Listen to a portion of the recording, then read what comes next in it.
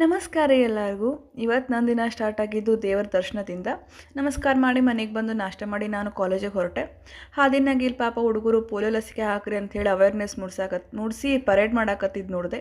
So ಅವ್ರಿಗೆ encourage ಮಾಡ್ಬೇಕಂತೇಳಿ video ಮಾಡಿದೆ.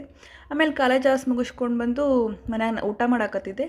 ಊಟ ಮಾಡ್ಕೊತ ನಮಸ್ಕಾರ ದೇವರು ಅವ್ರದ್ದು ವೀಡಿಯೋ ನೋಡಿದೆ.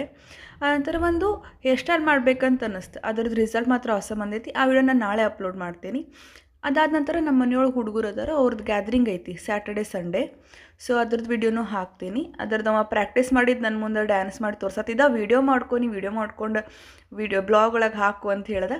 ಸೊ ಅದಕ್ಕೆ ವೀಡಿಯೋ ಮಾಡಿ ಹಾಕೀನಿ. ಅದಾದ ನಂತರ ನಾನು ಫ್ರೆಂಡ್ಸ್ ಜೊತೆ ಕುಂತು ಊನೋ ಆಡಕತ್ತಿದ್ದೆ. ಊನೋ ಒಳಗೆ ನಾನು ಟ್ರ್ಯಾಪ್ನಾಗ ಸಿಕ್ಕಾಕೊಂಡ್ಬಿಟ್ಟೆ. ಯಾಕಂದ್ರೆ +4 ಎರಡೂ ನನಗೆ ಬಂದು. ಸೊ 3 ಸಲ ಅನ್ನಿಸ್ತೈತಿ. ಅದಂತರ ನಾವು ಇಲ್ಲಿ ಟ್ರೈನರ್ಸಿಗೆ ಹೈಯರ್ ಮಾಡಾಕತ್ತೀವಿ. ಯಾರಾದರೂ ಗ್ರ್ಯಾಜುಯೇಟೆಡ್ ಇದ್ದರೆ ಸೊ ಕಾಂಟ್ಯಾಕ್ಟ್ ಮಾಡಿರಿ, ನಂಗೆ DM ಮಾಡಿ.